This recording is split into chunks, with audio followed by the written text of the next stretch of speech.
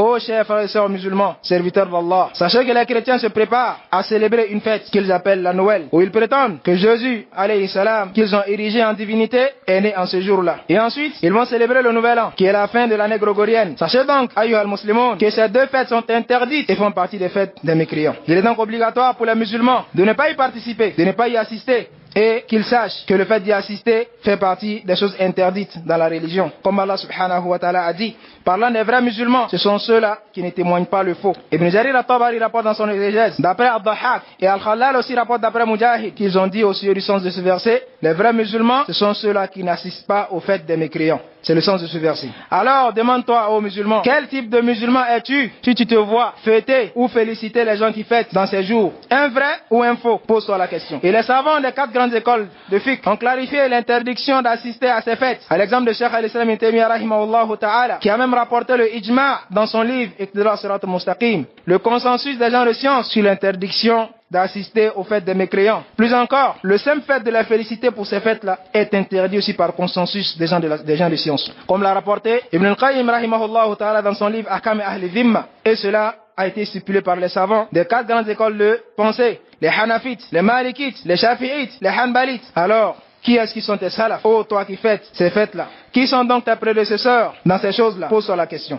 De plus, assister à leurs fêtes et les féliciter constitue une imitation pour eux. Et d'après Ibn Umar radiallahu anhu, il dit, le messager d'Allah sallallahu alayhi wa sallam a dit, et quiconque ressemble à un peuple fait partie d'eux. Et quiconque imite un peuple dans leur rite, dans leurs adorations, leur façon de s'habiller, fait partie de ce peuple-là. Rapporté par Ahmad et Abu Daoud, ô serviteur d'Allah. Toi qui fais ce genre de choses, es-tu prêt à être ressuscité parmi ces gens le jour dernier? Pose-toi la question. Es-tu prêt à supporter ce qu'ils supporteront Yawm al-Qiyamah, qui est un châtiment terrible? Ceux-là qui ont menti sur Allah subhanahu wa ta'ala l'ont insulté en l'attribuant un enfant. Es-tu prêt à te réveiller parmi ceux-là Yawm al-Qiyamah? Ô musulmans, soyons fiers de notre religion, car l'islam c'est la vraie fierté. Manifestons notre opposition aux mécréants. Et cela n'a rien à voir à dire qu'on doit les faire de l'injustice. Là, mais c'est de montrer une distinction claire entre la croyance et la mécréance, entre le vrai et le faux. Alors manifestons notre opposition aux mécréants. N'assistons pas à leurs fêtes, ne les félicitons pas, car ils sont dans la mécréance. Et ils sont en même temps ennemis d'Allah et de son messager sallallahu alayhi wa sallam. Et parce qu'ils prétendent que le Seigneur, créateur des cieux et la terre, que tu glorifies jour et nuit, est né en ce jour-là. Oh, quelle audace! Quelle audace et quelle stupidité pour toi le musulman qui ose te mêler à ces choses-là, tout en récitant toujours dans ta salat, Qul huwa Allahu ahad, Allahu samad, lam yalid, wa lam yulad, wa lam yakul lahu kufuwan ahad. Et parmi les calamités douloureuses et les absurdités prouvant la faiblesse de la religion,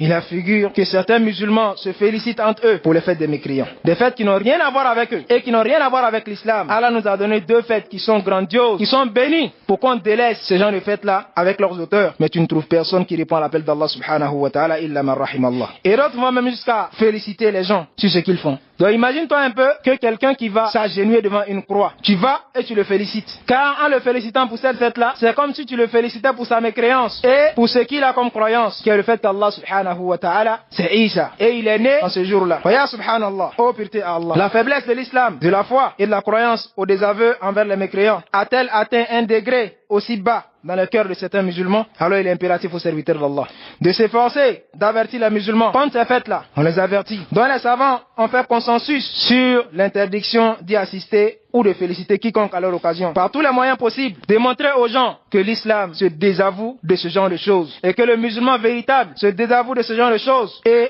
il prend sa religion avec fierté et se détache de ces choses-là. Il nous incombe à tous de montrer cela aux musulmans. Allah subhanahu wa ta'ala il dit, vous êtes la meilleure des communautés qu'on a fait surgir pour les hommes. Parce que vous faites quoi? Ta'amuruna bil ma'ruf, vous ordonnez le convenable. Wa tanhauna 'anil munkar, et vous interdisez le blâmable. Alors, sois fier avec ce verset-là. Tu feras partie de la meilleure des communautés si tu remplis ce rôle selon ta position sociale. Tu es un père de famille. Montre à tes enfants que cela n'a rien à voir avec l'islam. N'achète pas de cadeaux pour quelqu'un dans ces moments-là. Ne prépare pas une nourriture qui est différente de ce que vous mangez d'habitude dans ces jours-là. Ne donne pas d'argent à quelqu'un pour faire sa tête, ou bien mettre du héré sur la main, ou bien porter de nouveaux habits. Abadan. Nous, on se détaille de ces choses-là. Nous avons 2 fêtes. La fête de rupture du Ramadan et la fête de l'immolation que nous avons. Ces 2 fêtes-là sont grandioses et bénies, dans lesquelles la baraka descend. C'est ces fêtes-là que nous devons glorifier et montrer aux musulmans que ce sont ceux-là nos fêtes. Voici pourquoi Omar ibn al-Khattab radiallahu anhu il a dit, éloignez-vous des ennemis d'Allah lors de les fêtes, parce qu'en ces jours-là, la malédiction descend sur eux. Alors, chers musulmans, soyons fiers de ce qu'Allah subhanahu wa ta'ala nous a donné. Toi qui fais ce genre de choses, es-tu prêt à être ressuscité parmi ces gens le jour dernier? Es-tu prêt à supporter ce qu'ils supporteront Yawm al-Qiyamah, qui est un châtiment terrible? Ceux-là qui ont menti sur Allah subhanahu wa ta'ala, l'ont insulté en l'attribuant un enfant. Es-tu prêt à te réveiller parmi ceux-là Yawm al-Qiyamah? Es-tu prêt à te réveiller parmi ceux-là Yawm al-Qiyamah? Et quiconque prend pour allié Allah et son messager ainsi que les croyants réussira, car le parti d'Allah, ce sont eux qui seront victorieux. Ce sont eux qui seront victorieux.